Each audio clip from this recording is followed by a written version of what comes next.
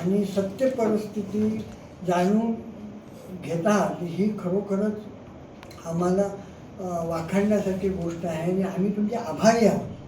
लक्षात आलं, कारण शेवटी सत्य काय आहे हे शेवटी लोकांसमोर गेलं पाहिजे. दुसरी गोष्ट कशी आहे की ते मुलीची डेथ झाली कोल्हापूरला अष्टराधारमध्ये. तर ते सुद्धा दुर्दैवी आहे. म्हणजे हे व्हायला नको, असं व्हायला नको. सडन झाल्यामुळे प्रत्येक फॅमिलीला थोडा शॉक बसतो. मी असो का तुम्ही असो का ते असो. पण काही ज्या गोष्टी असतात त्या म्हणजे आपण टाळू शकत नाही. तर देवानेच त्याला काहीतरी त्याची हे असू शकेल. लक्षात आलं पाहिजे. आता ह्याच्यामध्ये कसं आहे तुम्हाला मी त्याची पार्श्वभूमी सांगतो. काय ही मुलगी तरळ्याची पातळे म्हणून दुपारी 2 ते 3 वाजता आली आणि तिनं पहिलं काय सांगितलं, डॉक्टरनी उपाशी आली आहे, मला गाठ आहे मानेमध्ये, ती तपासून घ्यायची आहे, काढून घ्यायची आहे. मग आम्ही तिचं लोकलमध्ये म्हणजे तेवढ्याच भागात सून करून म्हणजे बाकी सगळं आम्ही तिचं रक्त तपासलं, ECG काढला, त्याचे पर्ण रक्त तपासलं, शुगर बिगर सगळं तपासून तिचा फिटनेस घेऊन आम्ही तिला लोकलमध्ये तेवढा भाग सून करून आम्ही तिची गाठ काढली. ऑपरेशनमध्ये काहीही प्रॉब्लेम नाही. टाके टाकले, रक्तस्राव गेले, टाके टाकले आणि तिला आम्ही वॉर्डात कॉटवर घेतली. कॉटवर घेऊन एक 10 मिनटं 5 मिनिटं झाली, 10-12 मिनटं तिला दम लागायला लागला, ब्रेथलेस झाली, ऑक्सिजन कमी झाला, BP कमी झालं. आम्हाला नक्की लक्षात आलं की जरी ECG नॉर्मल दाखवत असला तरी कुठंतरी तिला जन्मतः हार्टचा प्रॉब्लेम असण्याची शक्यता असणार. ती बऱ्याच वेळा हे फॉल्ट जे असतात ते ECGमध्ये दाखवत नाही. आणि एवढं साधं ऑपरेशन करायला मोठ्या एन्जिओग्राफी म्हणा किंवा हे सहसा म्हणजे 99.9% करत नाही. ECGमध्ये जर आपल्याला दिसलं असतं थोडा जरी काय प्रॉब्लेम तर आम्ही ते पुढचं केलं असतं. नंतर ब्रेथलेस झाली, 1 रात्र आमच्याकडे होती, आम्ही तिला चांगलं व्यवहार केलं, BP 100पर्यंत आणलं. पण त्याचं कॉज काय, त्याचं कारण काय आहे हे आम्हाला तसं डायरेक्ट समजायला तयार नाही. म्हणून त्यांना मी चॉईस दिली, तुम्ही गोव्याला मेडिकल कॉलेजला घेऊन जावा. तुम्ही बोलत होती. हां बोलत सगळी बोलत होती, सगळं सांगत होती. गेली तेव्हा 100 होतं, 100 BP शिफ्ट केलं ते. किंवा तुम्हाला डेरवनला घेऊन जावा, ह्याला डेरवनला घेऊन जावा, कोल्हापूरला घेऊन जावा. तर त्यांनी कोल्हापूरला त्यांच्या कोणतरी माहितीचं असल्यामुळे त्यांनी कोल्हापूर प्रेफर केलं. हां बरं, त्यावेळी तो अचानक आल्यामुळे त्याच्याकडे पैसेसुद्धा नव्हते.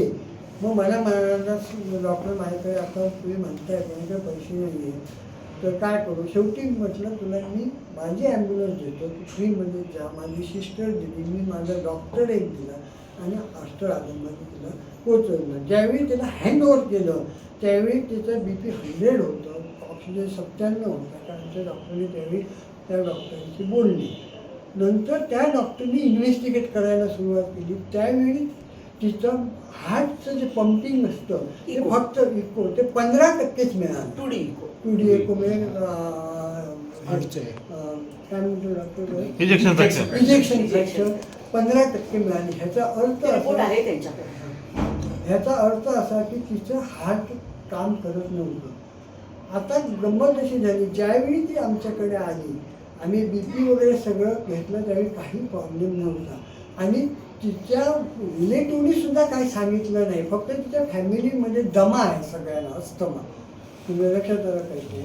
आणि मग ती हळूहळू रात्रीपासून सकाळपर्यंत सांगायला लागली, चालल्यानंतर दम लागायचा, चालल्यानंतर छाती झडझडायचं. तर आम्ही कन्फर्मेटरी आलो की तिला कार्डियाक काहीतरी प्रॉब्लेम पाहिजे. तुमच्या लक्षात आलं पाहिजे. मग आम्ही पाठवलं, तिथं डेथ झाली. त्या डॉक्टरांचा आम्हाला फोन आला की कन्फर्मेटरी काय तसं प्रॉब्लेम दिसत नाही, तर मल्टी ऑर्गन फेल्युअर असं त्यांनी डिसिजन दिलं. आता कसं ह्या लोकांना तसं वाटलं की आमची चूक झाली असेल. मग त्यांना आम्ही काय सांगितलं, जर तुम्हाला असं वाटत असेल की आमची चूक झाली आहे, तुमच्या लक्षात आलं पाहिजे, तर तुम्ही तिचं पोस्टमॉर्टम करा, तिचं इन्व्हेस्टिगेट आणि करा आणि ठरवा की आमची चूक आहे की तिला काय कसं आहे, तिचा मृत्यू झाला ते आम्हाला फार वाईट वाटलं. कारण आज 45 वर्ष माझी हॉस्पिटलची ख्याती आहे की माझ्याकडे पेशंट आला म्हणजे तो वाचतो. माझी सरांची ख्याती जी आहे, नागवेकर सरांची, की आमच्याकडे पेशंट पाठवला म्हणजे तो 100% वाचायलाच पाहिजे. तो वाचला नाही, त्याचं मला मोठं दुःख झालं. आणि एक आहे की जर मी पेशंट पुढे पाठवला, लक्षात आलं, तो पण म्हणजे असं नाही, पण मला पण ते म्हणजे आपल्याला कसं की तिथे त्यांना पण ते डायग्नोसिस झालं नाही. आम्ही म्हणते की त्याला अंडरलाईन नक्की हार्टचं डिसीज आहे, त्याच्यामुळे तिचं डेथ झाली. पण हवे 18 वर्षाची मुलीला आपण, आणि तुम्ही सांगा, पेशंटला बाहेर घेतल्यापासून मी रात्री 12-1 वाजेपर्यंत मी तिथे नाही तर इथे नाही. 12 आम्ही ड्युटी लावतो, 5 तास मी बघायचं 12पर्यंत. मला पुढे जागरण झेपलं नाही की ह्यांनी 12 ते 5 ह्यांनी बघायचं. पुढे मिनलनी बघायचं, सोनूनी बघायचं, मयुरी बघायचं. अशी आमच्या ड्युट्याच असतात. आमच्या चौघांच्या ड्युट्याच असतात. 4-4 तास ह्यांनी बघायचं, ह्यांनी मी. एवढं केल्यानंतर जर ती आता एक्सपायर झाली, माझं तर म्हणणं आहे की तिचं बॅडलक आहे, त्याच्याबरोबर माझंही बॅडलक असं नाही. माझं हॉस्पिटल असं होणं हे मी कल्पनाच करू शकत नाही. मी कल्पना करू शकत नाही माझ्या हॉस्पिटल. असा प्रसंग कधी येईल असा प्रसंग कधी येईल असं मी कल्पना करू शकत. मला ते वाईट वाटतं, कधी कारण त्यांचे जे आरोप होते ते मला सहन झाले नाही. बाधा लोक येतात, काय ते सांगतात, गैरसमज झाला तर ते त्यांना ज्यावेळी फॅक्ट कळते त्यावेळी ते काही रिॲक्शन न देता बरोबर येऊन जातं. हे असं आणणं, हे करणं चुकीचं आहे. चुकीचं आहे.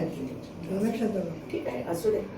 तर त्यांचे भावना आहेत, ते आपण त्यांच्या भावनांना पण आपण आदर दिला पाहिजे. सर एक मगाशी वाक्य बोलत की त्यांच्या दुःखात आम्ही सहभागी बोलत. सर तुम्ही मगाशी वाक्य केलं ते त्यांच्या दुःखात आम्ही सहभागी असं पण बोलत सर. टाइम्स डिजिटलला लाईक करा, शेअर करा, सबस्क्राईब करा आणि बेल आयकॉन दाबायला विसरू नका. Times digital.